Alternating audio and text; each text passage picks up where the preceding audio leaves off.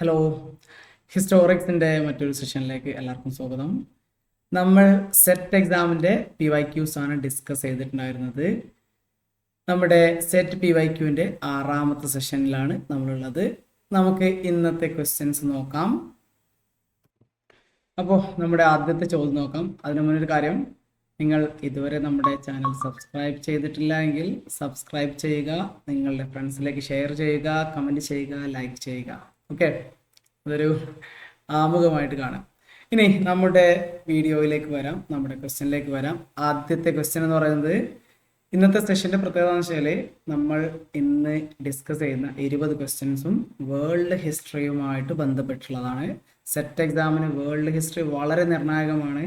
അതിനകത്ത് ancient, medieval, modern world വരെയുള്ള നമ്മുടെ UN ഒക്കെ സംബന്ധിച്ചുള്ള, അതുപോലെ തന്നെ നമ്മുടെ universal declaration of human rights, ഇങ്ങനെയുള്ള എല്ലാ ഏരിയയിൽ നിന്നും ക്വസ്റ്റ്യൻസ് വരാറുണ്ട്.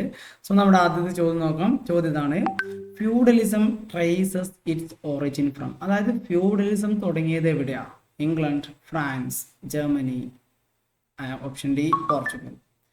കറക്റ്റ് ആൻസർ എന്ന് പറയുന്നത്, ഫ്യൂഡലിസം ഒറിജിൻ ചെയ്യുന്നത് that is there in France. അതായത് ഇങ്ങനെ ആലോചിച്ച് വെക്കുക, ഫ്യൂഡലിസം തുടങ്ങിയത് ഫ്രാൻസ്. എഫ് എന്നുള്ള രീതിയിൽ കണക്ട് ചെയ്തിട്ട് വെക്കുക. ഫ്യൂഡലിസം എന്നുള്ളത് it was originated there in France. ഫ്രാൻസിലാണ് ഫ്യൂഡലിസം അതിൻ്റെ തുടക്കം സംഭവിക്കുന്നത്.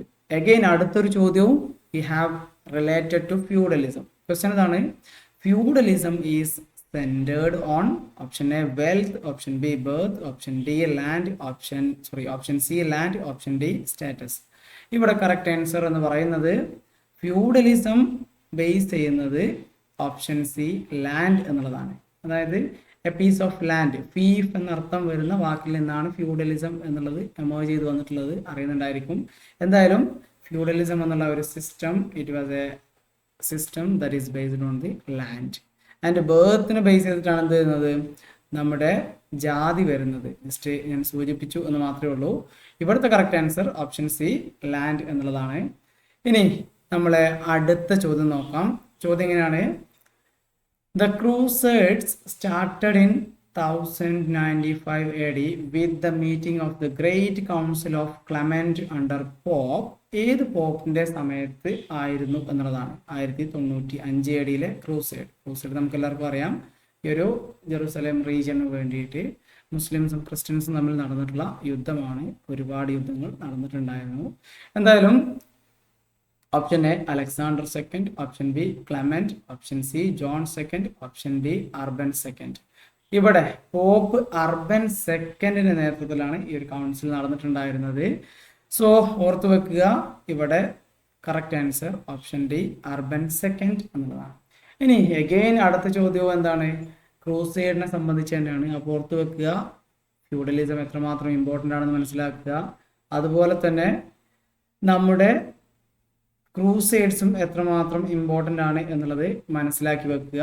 ഇവിടെ ചോദ്യമാണ്: ചിൽഡ്രൻസ് ക്രൂസേഡ്സ് സ്റ്റാർട്ടഡ് ഇൻ. അപ്പോൾ ചിൽഡ്രൻസ് ക്രൂസേഡ് എന്നൊക്കെ പറഞ്ഞൊരു ഇവൻ്റ് ഒക്കെ നടന്നിരുന്നു. കുട്ടികളുടെ കുരിശ് യുദ്ധം എന്നുള്ള രീതിയിൽ ചെറിയ കുട്ടികൾ എന്ത് ചെയ്തിരുന്നു, യുദ്ധത്തിൽ പങ്കെടുക്കാനായിട്ട് പോയിരുന്നു എന്നുള്ളതാണ്. Option A 1210, then 1211, 1212, 1213. ഇവിടെ കറക്റ്റ് ആൻസർ എന്ന് പറയുന്നത് ഓപ്ഷൻ സി 1212 ചെയ്യുന്നത് ചിൽഡ്രൻസ് ക്രൂസേഡ് തുടങ്ങുന്നത്. ഇനി അടുത്ത ചോദ്യം നോക്കാം. In the beginning the foreign trade was carried out by using. അതായത് തുടക്കത്തിൽ അല്ലെങ്കിൽ ആദ്യകാലത്ത് വൈദേശിക കച്ചവടം നടന്നിരുന്നത് ഏത് എന്താണ് പറയല്, ഏത് വാഹനം അല്ലെങ്കിൽ ഏത് രീതിയിലാണ് എന്നുള്ളതാണ്. അവിടെ ഓപ്ഷൻസ് ഉണ്ട്: കട്ടമരംസ്, ദോബോട്ട്, പത്തേമാരീസ്, ഷിപ്സ്. ഇവിടെ കറക്റ്റ് ആൻസർ എന്ന് പറയുന്നത് ഓപ്ഷൻ ബി ദോ ബോട്ട്സ് എന്നുള്ളതാണ്. ഈ ദോ ബോട്ട് എന്ന് പറയുന്നത് പഴയ കാലത്തെ നമ്മുടെ പായക്കപ്പൽ എന്നുള്ളതാണ് ഇവിടുത്തെ ദോ ബോട്ട് എന്നുള്ള കൊണ്ട് ഉദ്ദേശിക്കുന്നത്. സോ പഴയ കാലത്തെ ട്രേഡ്, ഈ ഒരു ഓവർസീസ് ട്രേഡ് നടന്നിരുന്നത് പ്രധാനമായിട്ടും ഈ ഒരു ദോ ബോട്ട് എന്ന് പറയുന്നത് നമ്മുടെ പായക്കപ്പൽ, മസ്റ്റുള്ള കപ്പൽ, അതിനായിട്ട് ബേസ് ചെയ്തിട്ടായിരുന്നു എന്നുള്ളതാണ്. So don't get confused. ചിലപ്പോൾ പത്തേമായിരുന്ന കണ്ട് ചിലപ്പോൾ നമ്മൾ അങ്ങനെ വിചാരിക്കാം. ബട്ട് ഇവിടെ കറക്റ്റ് ആൻസർ എന്ന് പറയുന്നത് ദോ ബോട്ട് എന്നുള്ളതാണ്. ഇനി അടുത്തൊരു ചോദ്യം നോക്കാം. Mention the most important event that led to the transition to the modern age. Modern ഏജിലേക്കുള്ള ട്രാൻസിഷൻ്റെ മോസ്റ്റ് ഇമ്പോർട്ടൻ്റ് ആയിട്ടുള്ള ഇവൻറ്റ് ഏത്? Crusades, feudalism, renaissance, reformation. എന്താണ് കറക്റ്റ് എന്ന് പറയുന്നത്? ഞാൻ എല്ലാ വീഡിയോയിലും പറയുന്ന പോലെ തന്നെ നിങ്ങൾ എന്ത് ചെയ്യുക, പോസ് ചെയ്യുക, ഓരോ ക്വസ്റ്റ്യൻ കാണുമ്പോഴും പോസ് ചെയ്യുക, എന്നിട്ട് ആൻസർ പറഞ്ഞു നോക്കുക. ഇത് ഞാൻ പറഞ്ഞില്ലേ, നമ്മൾ ഒരു വിലയിരുത്തലിന് വിധേയമാവുന്നു എന്ന് തോന്നിക്കഴിഞ്ഞാൽ സ്വാഭാവികമായിട്ടും നമ്മൾ പെർഫെക്റ്റ് ആവാനും ഭയങ്കര റെസ്പോൺസിബിൾ ആവാനും ശ്രമിക്കും. അല്ലാതെ നമ്മൾ പാസീവായിട്ട് വെറുതെ ഇങ്ങനെ കേട്ട് പോയി കഴിഞ്ഞാൽ നമുക്കതിൽ നിന്ന് കിട്ടുന്ന ഔട്ട്പുട്ട് എന്ന് പറയുന്നത് വളരെ ലിമിറ്റഡ് ആയിരിക്കും. So B an active listener and active learner. അത് നിങ്ങളെ നന്നായിട്ട് ഹെൽപ്പ് ചെയ്യും.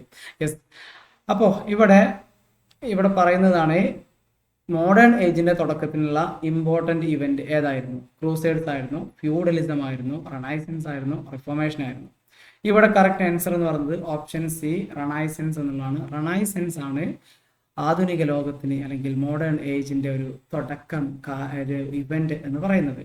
ആൻഡ് അടുത്ത ചോദ്യമാണ്, റിഫോർമേഷൻ്റെ മോർണിംഗ് സ്റ്റാർ എന്നറിയപ്പെടുന്നത് ആര്? ബൊക്കാഷിയോ ആയിരുന്നോ, ജോൺ വൈക്ലിഫ് ആയിരുന്നോ, മാർട്ടിൻ ലൂതർ ആയിരുന്നോ, ഹെൻറി എയ്ത്ത് ആയിരുന്നു? കറക്റ്റ് ആൻസർ എന്ന് പറയുന്നത് ഓപ്ഷൻ ബി, ജോൺ വൈക്ലിഫ് എന്നുള്ളതാണ്. സോ ഇതിനകത്ത് നമുക്കെല്ലാവർക്കും അറിയാം മാർട്ടിൻ ലൂതർ ആണ് എന്ത് ചെയ്യുന്നത്, റിഫോർമേഷൻ്റെ ഫാദർ എന്നൊക്കെ അറിയപ്പെടുന്നത്. ഓക്കെ, ഫാദർ എന്നൊക്കെ അറിയപ്പെടുന്നത് മാർട്ടിൻ ലൂതർ ആണ്. ആൻഡ് അദ്ദേഹത്തിന് മുൻപ് വന്നിട്ടുള്ള ആളാണ് ജോൺ വൈക്ലിഫ് എന്ന് പറയുന്നത്. വൈക്ലിഫിനെയാണ് അതിൻ്റെ മോർണിംഗ് സ്റ്റാർ എന്നൊക്കെ അറിയപ്പെടുന്നത്. പിന്നെ ഹെൻറി എയ്റ്റിന് നമുക്ക് എല്ലാവർക്കും അറിയാം, അദ്ദേഹമാണ് ഈ ഒരു ആംഗ്ലിക്കൻ ചേർച്ചൊക്കെ ഫോം ചെയ്യുന്നത്. റോമൻ കാത്തലിക് ചർച്ചുമായിട്ട് ഉടക്കുന്നതൊക്കെ അറിയാലോ, മാരേജിന് വേണ്ടിയിട്ടൊക്കെയാണ്, ഡിവോഴ്സിന് വേണ്ടിയിട്ടൊക്കെയാണ്. അത് നിങ്ങൾക്ക് അറിയുന്നുണ്ടായിരിക്കും. അടുത്തത് ബൊക്കാഷിയോ ആണ്. ബൊക്കാഷിയോ അദ്ദേഹം എഴുതിയിട്ടുള്ളതാണ് ഡി കാമറൂൺ എന്ന് പറയുന്നത്. സോ ഓർത്ത് വെക്കുക, ഇങ്ങനെയുള്ള കാര്യങ്ങളൊക്കെ നമ്മൾ ഓരോ ക്വസ്റ്റ്യൻ ചെയ്യുമ്പോൾ അതിൻ്റെ സറൗണ്ടിങ്ങിലുള്ള കാര്യങ്ങളിലേക്ക് കൂടി നമ്മൾ ഇറങ്ങിപ്പോകണം. അതാണ് നമ്മൾ എക്സാമിൽ ഹെൽപ്പ് ചെയ്യുക. അങ്ങനെയാണ് നമ്മൾ PYQs നമ്മളെ സഹായിക്കുക എന്നുള്ളത് പ്രത്യേകം മനസ്സിലാക്കുക. ഇനി അടുത്ത ചോദ്യം നോക്കാം. ഒരു match the following type question ആണ്. ക്വസ്റ്റ്യൻ എങ്ങനെയാണ്? Bourbon, Romanov, Hohenzollern, then Stuart. England, Russia, France. ഈ ഓരോ ഡൈനാസ്റ്റീസും ഏത് റീജിയനാണ് ഭരിച്ചിരുന്നത് എന്നുള്ളതാണ്. നമുക്ക് എല്ലാവർക്കും അറിയാം ബർബൺ ഡൈനാസ്റ്റി എവിടെയാണ്? ഫ്രാൻസിലായിരുന്നു. നമ്മൾ ബർബൺ ബിസ്ക്കറ്റ് ഫ്രണ്ട്സുമായിട്ട് കഴിക്കാമെന്ന് വിചാരിക്കാം. ദെൻ റോമനോവ് എന്ന് പറയുന്നത് അഗെയിൻ കണക്ട് ചെയ്യാൻ വെരി ഈസിയാണ്. അത് റഷ്യയിലാണ്. റോമനോവ് എന്ന് പറയുന്നത് റോമനോവ് എന്ന് കാണാറുണ്ട്. എന്തായാലും റഷ്യയാണ്. ദെൻ ഓഹൻസോൾറൻ അത് പ്രഷ്യയിലെ ഡൈനാസ്റ്റി ആയിരുന്നു. ആൻഡ് സ്റ്റുവാർട്ട് എന്നുള്ളത് നമുക്ക് എല്ലാവർക്കും അറിയാം ഇംഗ്ലണ്ടിലാണ്. സോ ഈ ഒരു രീതിയിലാണ് അത് വരുന്നത്. അങ്ങനെയാണെങ്കിൽ ഇവിടെ കറക്റ്റ് ആൻസർ എന്ന് പറയുന്നത് ഓപ്ഷൻ ബി എന്നുള്ളതാണ് ഇതിൻ്റെ കറക്റ്റ് മാച്ചിങ് ആയിട്ടുള്ള ഓപ്ഷൻ എന്ന് പറയുന്നത്. ഇനി നെക്സ്റ്റ് ഒരു ചോദ്യം നമുക്ക് നോക്കാം. Discourse on the origin of inequality. എന്നുള്ള പുസ്തകം എഴുതിയത് ആര്? ജോൺ ലോക്ക് ആണോ, റൂസോ ആണോ, മോണ്ടസ്ക്യൂ ആണോ, വോൾട്ടയർ ആണോ? ഇവിടെ കറക്റ്റ് ആൻസർ എന്ന് പറയുന്നത് ഓപ്ഷൻ സി, മോണ്ടസ്ക്യൂ ആണ് അത് എഴുതിയിട്ടുള്ളത്. ദെൻ അടുത്ത ചോദ്യം നോക്കാം. The oath of the tennis court was taken on. എന്നാണ് ടെന്നീസ് കോർട്ട് ഓത്ത് നടന്നത്? ഏത് റവല്യൂഷനുമായിട്ടാണ് ബന്ധപ്പെട്ടാണ് ഈ ടെന്നീസ് കോർട്ട് ഓത്ത് നടക്കുന്നത്? ഫ്രഞ്ച് റവല്യൂഷനാണ്, അറിയുന്നുണ്ടായിരിക്കും. ആൻഡ് ഇവിടെ ഈ ഒരു ടെന്നീസ് കോർട്ട് ഓത്ത് നടന്നത് എന്ന്? 12th June 1789, 20th June 1789, 23rd June 1789, 27th June 1789. Correct answer എന്ന് പറയുന്നത് ഓപ്ഷൻ ബി, 20th June 1789 എന്നുള്ളതാണ് കറക്റ്റ് എന്ന് പറയുന്നത്. ഇനി അടുത്തൊരു ചോദ്യം നമുക്ക് നോക്കാം. The term industrial revolution was coined by. ആരാണ് ഇൻഡസ്ട്രിയൽ റവല്യൂഷൻ എന്നുള്ള ടേം കോയിൻ ചെയ്തിട്ടുള്ളത്? ഇങ്ങനെ ഒരുപാട് ടേമുകളുണ്ട്. കോയിൻ ചെയ്ത് ആരാന്നൊക്കെ പഠിക്കുകയാണെങ്കിൽ ഇഷ്ടം പോലെ ടേമുകൾ നമ്മുടെ മുന്നിലുണ്ട്. സോ അതൊക്കെ ലിസ്റ്റ് ചെയ്തിട്ടൊക്കെ എന്ത് ചെയ്യുക, പഠിച്ചു വെക്കുക. നിയോളിത്തിക് റവല്യൂഷൻ ആരാണ് കോയിൻ ചെയ്തിട്ടുള്ളത്? ഒരുപാട് ടേംസ് നമുക്ക് പഠിക്കാനായിട്ടുണ്ട് എന്നുള്ളത് തന്നെയാണ്. ഇനി ഇവിടെ ഓപ്ഷൻസ് ഉണ്ട്. ആൻഡ്രൂ ജോൺസൺ ആണോ, ആദം സ്മിത്ത് ആണോ, JA ബലാങ്കി ആണോ, ബ്ലാവത്സ്കി ആണോ എന്നുള്ളതാണ്. ഇവിടെ ശരിയായ ഉത്തരം എന്ന് പറയുന്നത് ഓപ്ഷൻ സി, JA ബലാങ്കി എന്നുള്ളതാണ്. അദ്ദേഹമാണ് ഇൻഡസ്ട്രിയൽ റവല്യൂഷൻ എന്നുള്ള ടേം കോയിൻ ചെയ്തിട്ട് ഉണ്ടായിരുന്നത്. 1837 അദ്ദേഹത്തിൻ്റെ വർക്കിനകത്താണ്, അല്ലെങ്കിൽ ആ ഒരു വർക്കിൻ്റെ ഫ്രഞ്ച് റവല്യൂഷൻ ഇൻഡസ്ട്രിയൽ റവല്യൂഷൻ എന്ന് തന്നെയാണ് അതിൻ്റെ പേര് എന്ന് പറയുന്നത്. പക്ഷേ അദ്ദേഹം ഫ്രഞ്ചുകാരനായതുകൊണ്ട് ഫ്രാൻസ് ലാംഗ്വേജിൽ അതിൻ്റെ പേര് കുറച്ച് വായിക്കാൻ പറ്റാത്ത പേരാണ്. ആൻഡ് അടുത്തൊരു ചോദ്യം നോക്കാം. Young Italy was founded by. Young Italy ആരാണ് സ്ഥാപിച്ചത്?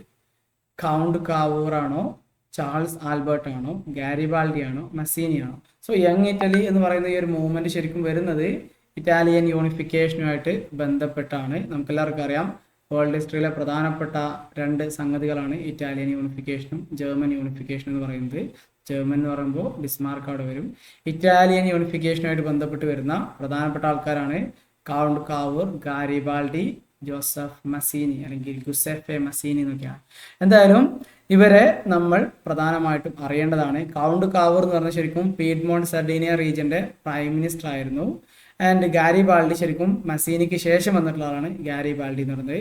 ഇവിടെ യങ് ഇറ്റലി ഫൗണ്ട് ചെയ്തിട്ടുള്ളത് ഇറ്റ് വാസ് മസീനി. മസീനിയുടേതാണ് യങ് ഇറ്റലി എന്ന് പറയുന്ന ഓർഗനൈസേഷൻ. അദ്ദേഹമാണ് തുടങ്ങിയിട്ടുള്ളത്.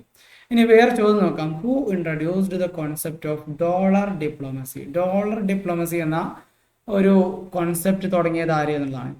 ടി.ആർ. റൂസ്വെൽറ്റ് ആണോ, എഫ്.ഡി. റൂസ്വെൽറ്റ് ആണോ, വില്യം താഫ്റ്റ് ആണോ, വുഡ്രോ വിൽസൺ ആണോ?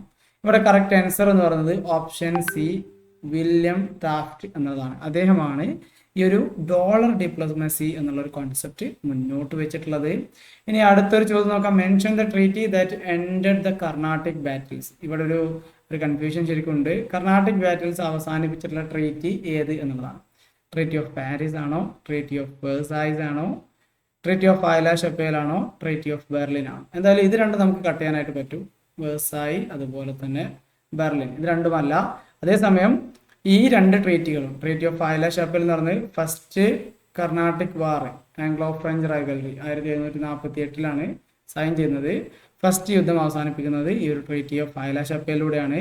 അതേസമയം 3rd യുദ്ധം അവസാനിപ്പിക്കുന്നത് ഇറ്റ് വാസ് ഇൻ 1763. അതായത് യൂറോപ്പിലെ 7 years വാർ അവസാനിക്കുന്നത് ട്രീറ്റി ഓഫ് പാരീസിലൂടെയാണ്. സോ രണ്ടും അവിടെ ആൻസർ ആയിട്ട് വരും എന്നുള്ളൊരു സാഹചര്യം ഉണ്ട്. ഇനി അടുത്തൊരു ചോദ്യം നോക്കാം. Anti imperialist movement in China was launched by Sun Yatsen, Yuan Shikai, Mao Tse Tung, Deng Xiaoping. ഇവിടെ കറക്റ്റ് ആൻസർ എന്ന് പറയുന്നത് ആന്റി ഇമ്പീരിയലിസ്റ്റ് മൂവ്മെന്റ് ചൈനയിൽ തുടങ്ങിയിട്ടുള്ളത് ദാറ്റ് ഈസ് സൺ യാട്സൺ എന്നുള്ളതാണ്. ഓക്കെ, സോ ഈ ഒരു ഇമ്പീരിയലിസത്തിനെതിരെയുള്ള ഒരു സൂര്യോദയമായിരുന്നു സൺ യാട്സൺ എന്നുള്ള രീതിയിലൊക്കെ കണക്ട് ചെയ്ത് വെക്കുക. ഇനി the basic cause of the First World War. ഇതൊരു ഡിസ്ക്രിപ്റ്റീവ് ആയിട്ട് നമ്മൾ മനസ്സിലാക്കുന്ന സംഗതിയാണ്. ഫസ്റ്റ് വേൾഡ് വാറിന്റെ അടിസ്ഥാന കാരണം എന്തായിരുന്നു? ഓപ്പൺ ഡോർ പോളിസി ആയിരുന്നു, സീക്രട്ട് ഡിപ്ലോമസി ആയിരുന്നു, റൈസ് ഓഫ് സോഷ്യലിസം ആയിരുന്നു, ഡോളർ ഡിപ്ലോമസി ആയിരുന്നു? ഇവിടെ എന്തായാലും ഓപ്പൺ ഡോർ പോളിസി അല്ല എന്നുള്ളത് എല്ലാവരും പറയുന്നുണ്ടായിരിക്കും. സോഷ്യലിസം അതുപോലെ തന്നെ ഫസ്റ്റ് വേൾഡ് വാറിന് ഒരു കാരണമാവുന്നില്ല. ആൻഡ് ഓൾസോ ഇവിടെ കറക്റ്റ് ആൻസർ എന്ന് പറയുന്നത് ഓപ്ഷൻ ബി, സീക്രട്ട് ഡിപ്ലോമസി എന്നതാണ്. പരസ്പരം സംശയമായിരുന്നു ആൻഡ് ഇടയിലൂടെ ഒരു രാജ്യം മറ്റൊരു രാജ്യത്തിനോട് രഹസ്യമായിട്ടുള്ള ഡിപ്ലോമാറ്റിക് റിലേഷൻസ് കീപ്പ് ചെയ്യുന്നു, സൈനിക സന്നാഹങ്ങൾ നടത്തുന്നു. ഇതൊക്കെയാണ് അവസാനം ഫസ്റ്റ് വേൾഡ് വാറിൽ പോയിട്ട് കലാശിച്ചിട്ടുള്ളത്.